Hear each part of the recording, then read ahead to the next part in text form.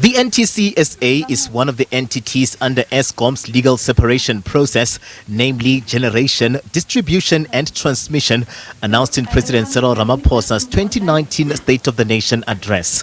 Electricity and Energy Minister Kgosientsho Ramokgopa says to turn the country into a construction site, create jobs and see economic growth, the private sector has to be roped in to help in the rollout of the 1,164 kilometer of transmission lines.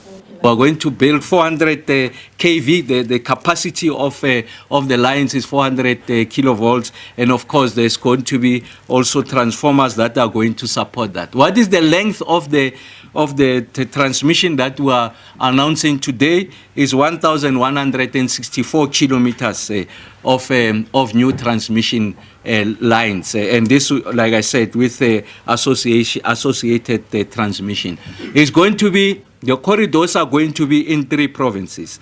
We need to focus on the Northern Cape as an area of investment. Like I said, the NTCSA's balance sheet not sufficient to do all of the above. The sovereign balance sheet not sufficient. So we look into private sector to make these investments. And then also the Northwest and Gauteng.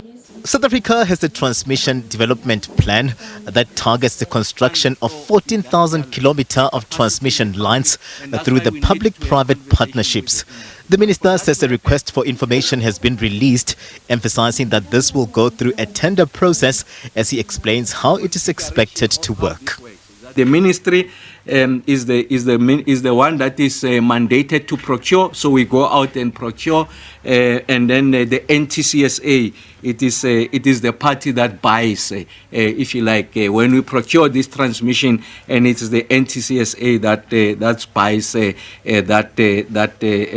what would have procured, and this we are going to ensure that we procure it in accordance with the most cost-effective and also tendering procedures that are fair, competitive, and also equitable. He says the plans must also get a buy-in from industry role players, push localization, and ensure the creation of jobs.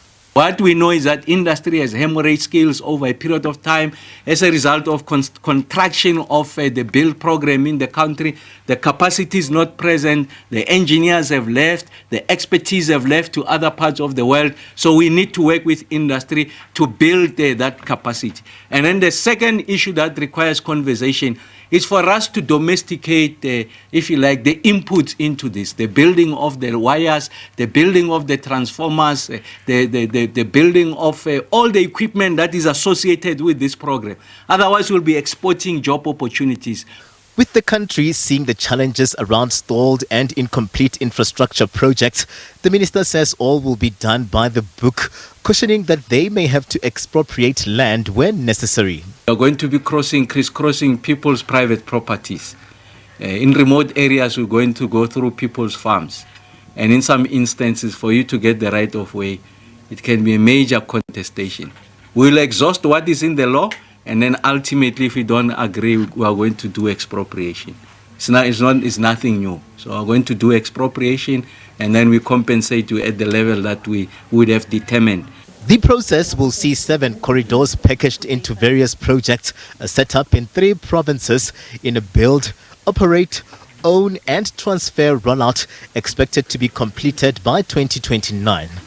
This coming Thursday will see a ministerial determination gazette on regulations with a request for qualification process set for July and a request for proposal from bidders set for November 2025.